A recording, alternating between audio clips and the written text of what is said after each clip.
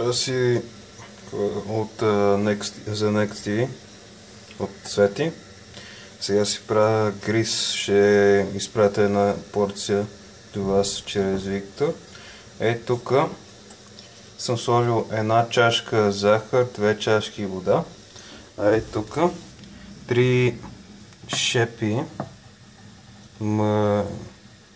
маргарин с масло. Не масло, а маргарин с масло. Идеята е първо да се разтопи леко и след това слагаме чашка и половина гриз. Когато завари водата тук, слагаме една или две порции ванилия, 0,2 грама. И така се слага. Размесваме гризта тук.